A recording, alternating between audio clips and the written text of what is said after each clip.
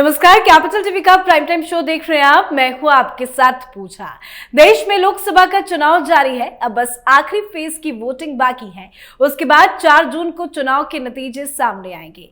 नतीजों को लेकर बीजेपी पूरी तरह से आश्वस्त है और विपक्ष को भी अब समझ में आने लग गया है कि वो अब जनता का भरोसा लगातार खोती जा रही है। हार तय है और इस हार की बौखलाहट को लेकर विपक्ष का टूल किट गैंग एक्टिव भी हो गया है। एक बड़ी जानकारी आज आपको अपने शो में देंगे और वो खबर ये है कि 4 तारीख के बाद यानी चुनाव नतीजों के बाद देश में उपद्रव और हिंसा भड़काने की कोशिश की जाएगी। फिर से पीएम मोदी को बदनाम करने और देश को अस्थिर करने की तैयारी चल रही है। चुनाव नतीजों में अगर मोदी जीत जाते हैं, जो लगभग तय है, तो विपक्ष एक बार फिर से देश को जलाने की कोशिश करेगा, जिसकी तैयारी भी शुरू हो गई है। तभी तो देखिए, अभी से विपक्ष माहौल बना रहा है।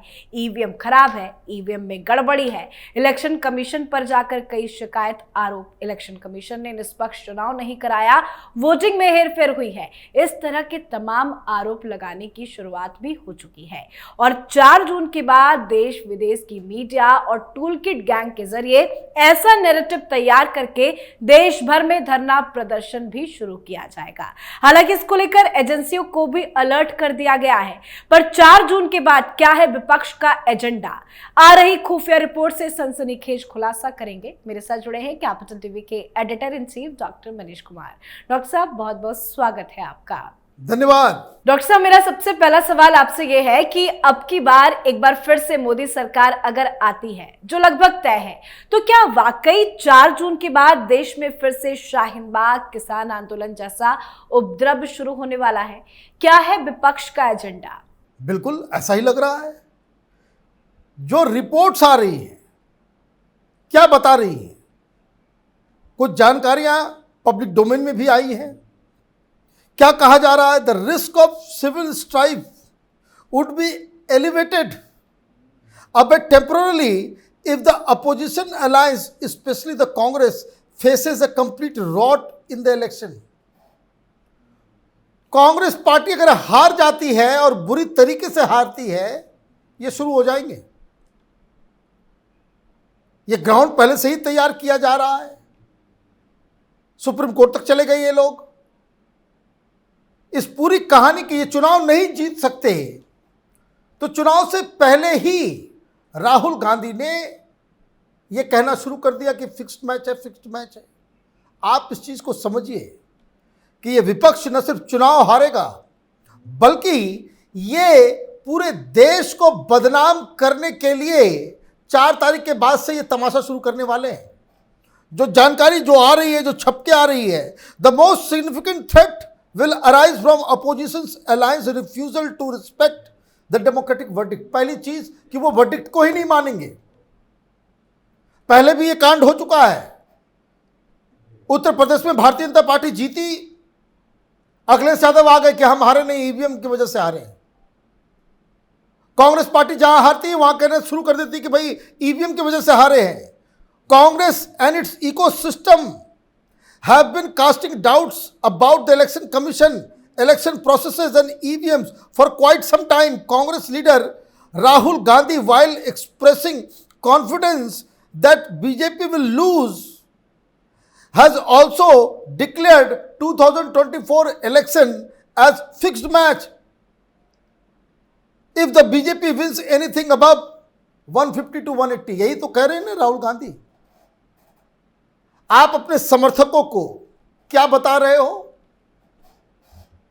कि अगर ईमानदारी से हो तो 150 180 सीट से ज्यादा बीजेपी को नहीं आने वाला, और अगर बीजेपी को बहुमत आ जाती है तो आप क्या कहना शुरू कर दोगे? आप कहना शुरू कर दोगे कि भाई इलेक्शन तो रिग्ड है, हमें इस फैसले के ऊपर भरोसा नहीं है।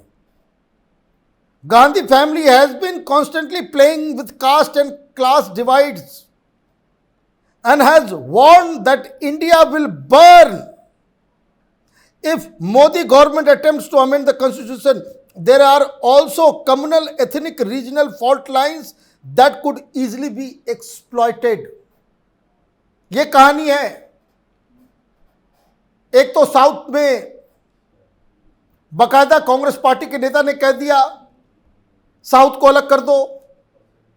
अब आप कास्ट कास्ट कास्ट कर रहे हो, एक्सरे करवाएंगे तो ये करवाएं।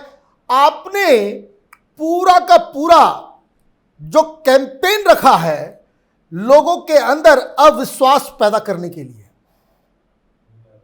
1 लाख रुपए दूंगा तो ये दूंगा तो वो दूंगा, वो सारी चीजें, ये सारे तर्क और ये सारी चीजें जो है ये 4 तारीख के बाद ये लोग ग्राउंड प्रिपेयर कर रहे हैं। अभी लेटेस्ट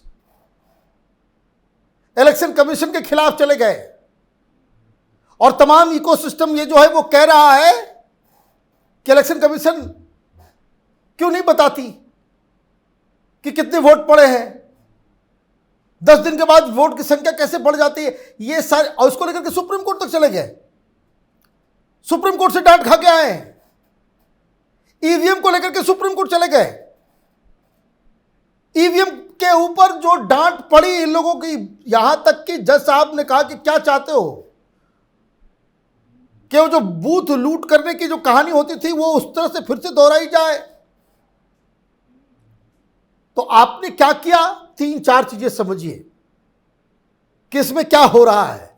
एक, कि आपने पूरे के पूरे ये जो आपका इलेक्शन का जो प्रोसेस है उसके ऊपर आपने सवाल खड़े कर दिए, इलेक्शन कमीशन की न्यूट्रलिटी के ऊपर आपने सवाल खड़े कर दिए जी।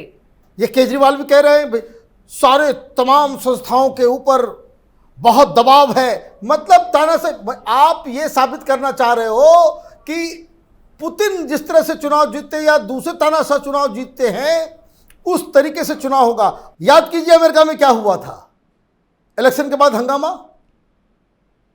आप पूरे के पूरे सिस्टम के ऊपर सवाल खड़े कर रहे हो। भाई मोदी से आपकी लड़ाई, आप मोदी से लड़ो। डेमोक्रेसी में तो यही होता है, चुनाव हार गए तो जनता के वर्डिक्ट को आप मानो। ये रिपोर्ट्स आ रही है कि भाई कांग्रेस पार्टी ने यह तय कर लिया है कि अगर हम हार गए तो जो वर्डिक्ट है उसको हम मानेंगे ही नहीं। तो क्या करेंगे, तो शाहीन बाग करेंगे, तो किसान आंदोलन की तरह देश भर में जो है कि ये, और इसका नुकसान क्या होगा, नुकसान ये होगा कि पूरे दुनिया भर में ये खबर चली जाएगी इस तमाम इकोसिस्टम के जरिए, चाइनीज फंडिंग के जरिए, सोरोस के नेटवर्क के जरिए कि जो हिंदुस्तान में जो चुनाव हुए वो फर्जी थे। कहाँ कहाँ आप जो है दुनिया भर में एक्सप्लेनेशन देते चलेंगे आप, और उसके लिए सारा तर्क रहेगा कि देखिए अपोजिशन लीडर सुप्रीम कोर्ट गई, सुप्रीम कोर्ट में कुछ सुनाई नहीं हुआ, वहां पे ईवीएम में होता है, ईवीएम में ही रिग कर दिया जाता है। तो ये जो बड़ी चिंताजनक स्थिति है, and I am sure central government जो है वो इस तरह के अंदेशे के ऊपर, इस तरह के जिसको कह सकते हैं कि इनपुट्स के ऊपर कैसे इसको टैकल किया जाए, इसके ऊपर काम कर रही होगी। सर, इसका मतलब तो ये हुआ कि जनता के फैसले पर विपक्ष को भरोसा ही नहीं है। कांग्रेस पर जो आरोप लगते रहे हैं कि राहुल गांधी पर टुकड़े टुकड़े गैंग का असर हो गया है, ये तो सच साबित हो जाएगा। विपक्ष की तो पूरी पोल पट्टी ही खुल जाएगी। बिल्कुल, ये टुकड़े टुकड़े गैंग का असर नहीं, कांग्रेस पार्टी टुकड़े टुकड़े गैंग बन गई है। यही मेन उसका फेस बन गया है। आप राहुल गांधी की बातों को सुनिए, ऐसा लगता है कि कोई चाइना से जो है इंपोर्ट किया हुआ कोई कम्युनिस्ट लीडर आ गया है। इनको जो है दिक्कत है, कैपिटलिज्म से दिक्कत है, इनको अमीरों से दिक्कत है, इनको उन तमाम लोगों से दिक्कत है जो देश की आर्थिक स्थिति को बेहतर बना रहे हैं। भाई क्यों नहीं दे रहे हो, आपकी भी तो सरकार है हर जगह, वहां नौकरी क्यों नहीं बांट रहे, वहां महिलाओं को 1 लाख रुपए क्यों नहीं दे रहे हो। आपने 5-6 वादे किए और वादा देने के बाद आप कहते हो कि आपका जो सिद्धारमैया का जो इकोनॉमिक एडवाइजर है वो मीडिया में आकर के प्रेस कॉन्फ्रेंस करता है, भाई हमारे पास पैसे नहीं है। जब पैसे नहीं है तो वादे क्यों करते हो। कहां आपको बेरोजगारी भत्ता मिलना शुरू हो गया कर्नाटक के अंदर में। पिछली बार जब कांग्रेस पार्टी राजस्थान जीती थी, यही राहुल गांधी कह के आए थे 1 2 3 4 5 6 7 8 9 10 दिनों के अंदर तमाम ग्रेजुएट्स को जो है बेरोजगारी भत्ता मिलेगा 7,000 रुपए। और अगर हमारे मुख्यमंत्री ने नहीं दिया तो मुख्यमंत्री को सस्पेंड कर देंगे। लीजिए 5 साल गुजर गए, चुनाव हार गए, कहां गया वो हवा हवाई। तो दिक्कत क्या है, बात समझिए। टुकड़े टुकड़े गैंग है क्या? टुकड़े टुकड़े गैंग का जो सबसे बड़ा कैरेक्टरिस्टिक्स है कि जिसको आप देखते ही पहचान लीजिए कि ये नेता टुकड़े टुकड़े गैंग का है, वो ये, they will exploit your sentiments. आपके प्रॉब्लम को, आपकी परेशानियों को, सिस्टम में दिक्कतें हैं, उस दिक्कतों को वो आपको बताएगा और इस डिसअफेक्शन को जो है वो बढ़ावा देगा। मतलब कि आपकी समस्याओं से आपको आंदोलित, आपको गुस्सा दिलाएगा, लेकिन उसका क्या सलूशन है वो नहीं बताएगा। ये वामपंथियों का पूरी दुनिया में स्ट्रेटजी रहा है। ये दिक्कत है, वो दिक्कत है, जुडिशरी खराब, इलेक्शन कमीशन खराब, पैसे नहीं है, बेरोजगारी है, महंगाई है, पेट्रोल का दाम, ये सारी चीजें ये लोग बताएंगे। लेकिन इन समस्याओं का सलूशन क्या है, इसमें इनका डब्बा गुल हो जाता है। इधर का चैम्बर खाली है इन लोगों का। तो क्या होता है, लोग परेशान, बोलते बात तो सही कह रहा है। भाई बात तो सही कह रहा है, इसका सलूशन भी तो देगा। और जब सरकार बन जाती है, देखिए कैसे पंजाब में केजरीवाल, कैसे कर्नाटक में राहुल गांधी, ये तमाम लोग सरकार में आने के बाद ये कहते कि भाई हमारे पास तो पैसे नहीं है, देश को अलग कर दो। यही तो कर्नाटक में लोग, कांग्रेस पार्टी के लोग कह रहे हैं। तो आप ये देखिए, ये टुकड़े टुकड़े गैंग कोई हवा में नहीं है। इस डेमोक्रेटिक प्रोसेस में घुस के, ये डेमोक्रेटिक प्रोसीजर, इलेक्शंस, हिंदुस्तान की डेमोक्रेसी, संविधान, सबको तार तार करने में जुटा हुआ है। और ये जो खौफनाक खबर आई है कि 4 तारीख के वर्डिक्ट को अगर ये लोग हार जाते हैं, नहीं मानेंगे, तो इन लोगों को पकड़ पकड़ के पूछना चाहिए देश की जनता को कि कर्नाटक में जीतते हो तो सब कुछ ठीक है, डेमोक्रेसी जिंदा रहती है, और तुम चुनाव हार जाते हो तो डेमोक्रेसी की मौत हो जाती है। आप हिमाचल जीतते हो तो बहुत बढ़िया, और हिमाचल हार जाते हो, कहीं और हार जाते हो तो डेमोक्रेसी की मौत हो जाती है। एक नया सुगुफा, पार्टी तोड़ रहे हैं, तो जहां चुनाव हारते हैं वहां सरकार बना लेते हैं। अच्छा, तेजस्वी यादव नीतीश कुमार के साथ मिल गए जो वर्डिक्ट के खिलाफ, तो डेमोक्रेसी जिंदा है। और वही वापस नीतीश कुमार चले आते हैं तो कहते भाई अमित शाह ने जो है सरकार तोड़ दिया। अजीब कुतर्क है। तो ये सारी चीजें होंगी, और जो जानकारी आ रही है वो यही कि शाहीन बाग की तरह भी लोग उतरेंगे और किसान आंदोलन की तरह भी लोग उतरेंगे, दिल्ली को जाम किया जाएगा, तमाम तरह की चीजें की जाएगी 4 तारीख के बाद। और अगर ऐसा होता है तो देश की जनता को भी सजग रहने की आवश्यकता है कि इस तरह के एलिमेंट्स को, आप में भी आप भारतीय जनता पार्टी के खिलाफ हैं, लेकिन इसका मतलब ये नहीं कि आप देश के खिलाफ हो जाएं। इस तरह की उद्दंडता करने वाले एलिमेंट्स को समाज में कोई लेजिटिमेसी नहीं मिलना चाहिए, ना ही इनका समर्थन करना चाहिए। सर, आपकी बातों से तो ऐसा लग रहा है कि भारत के खिलाफ कोई इंटरनेशनल साजिश हो रही है। तो ऐसे में सरकार और कोर्ट की तैयारी क्या है? सरकार को तो इससे निपटना ही चाहिए। देखिए, ये शुरू से, ये बात हम लोग शुरू से कहते आ रहे हैं कैपिटल टीवी के ऊपर। जब ये राहुल गांधी लंदन गए, राहुल गांधी अमेरिका गए, किन लोगों से ही मुलाकात कर रहे थे? जॉर्ज सोरोस से। कौन है ये बुढ़ा जॉर्ज सोरोस? इसने बाकायदा ऐलान किया था, उसका वीडियो है, डालिए आप, कि मोदी को हराने के लिए ही इज विलिंग टू पे $100 मिलियन। तो ये जो है, आप ये समझिए कि आप 600 करोड़ रुपए इसने अपने पास रखे हुए थे कि मोदी को हटाना है जी। और क्या थ्योरी दिया था उसने कि मोदी को हटाना है तो अडानी को हटा दो तो मोदी हट जाएगा। और इस बयान के कुछ दिन बाद वो हिंडनबर्ग की रिपोर्ट आ गई। दिक्कत क्या है, इन लोगों को समझ में नहीं आता हिंदुस्तान क्या है। अडानी तो नहीं बचा, नहीं उसको नुकसान हुआ, अडानी तो फिर से आ गया।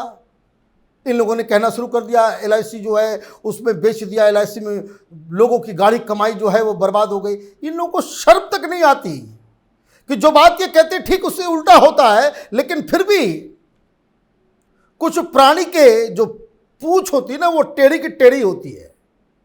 20 साल भी पाइप में रख दो तो फिर इन लोगों को शर्म ही नहीं है। अभी कोई बोल रहा है वो कहाँ है वो तमाम पत्रकार, ये रवीश कुमार, ये वाजपेयी, ये अजीत अंजुम, इस तरह के जो लोग हैं,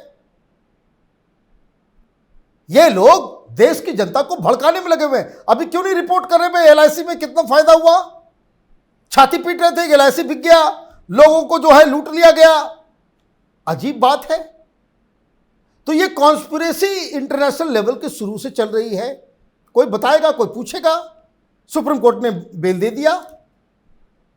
ये प्रवीण पुरकास्ट को, न्यूज क्लिक वाले को, अदना सा यूट्यूब चैनल है, एक वेबसाइट है, उससे ज्यादा बड़ा तो हमारा कैपिटल टीवी है, हमें तो कोई पैसे नहीं देता। ये चाइनीज इसको 112 करोड़ रुपए किस चीज के लिए दे रहे थे? 112 करोड़ रुपए किस बात के लिए न्यूज क्लिक को मिला? ये जहां अभिसार शर्मा काम करता है और तमाम दलालों का जो है पूरा फौज जो है उसके साथ जुड़ा हुआ है।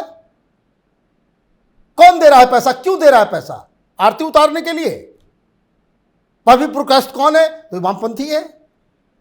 चाइनीज इंटरेस्ट क्या है? चाइनीज इंटरेस्ट बहुत ही साफ है कि आप हिंदुस्तान की डेमोक्रेसी के ऊपर सवाल खड़े कर दो ताकि जो ग्लोबल इन्वेस्टर्स हैं वो यहां से भाग जाए।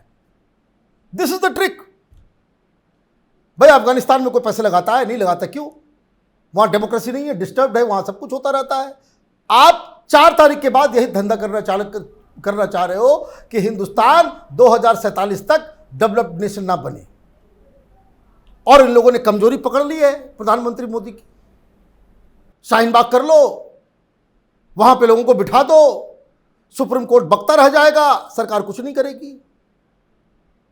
किसान आंदोलन में आ रहा इस बात की, इस कमजोरी की पुष्टि हो गई कि दिल्ली जाम कर दो, 26 जनवरी के परेड को जो है वो डिस्टर्ब कर दो, दिल्ली पुलिस को खदेड़ खदेड़ के मारो पीटो, सरकार कुछ नहीं करेगी। सरकार में हिम्मत नहीं है। तो ये जो वीकनेस आपने दिखाया है, इनका मन बढ़ा हुआ है। और उसके बाद अल जजीरा है ही, उसके बाद न्यूयॉर्क टाइम्स है, वॉशिंगटन पोस्ट है। ये चाइनीज पैसे पे चलने वाले ये मीडिया हाउसेस और उसके एडिटर दलाली करेंगे, कहेंगे भाई हिंदुस्तान में डेमोक्रेसी जो है नहीं, ये तो चुनाव हुआ ही नहीं, ये तो फर्जीवाड़ा है चुनाव के नाम पे। तो ना हिंदुस्तान में इन्वेस्टर्स आएंगे, ना डेवलपमेंट होगा, ना पूंजी आएगी, ना कोई विकास होगा, ना इंफ्रास्ट्रक्चर बनेगा। ये प्रधानमंत्री मोदी से घृणा करते करते ये हिंदुस्तान से घृणा करने लग गए। मेरी बहुत ही साफ गुजारिश है, 4 तारीख के बाद अगर इस तरह की कोई गतिविधि होती है, प्लीज डोंट लेजिटिमाइज देम।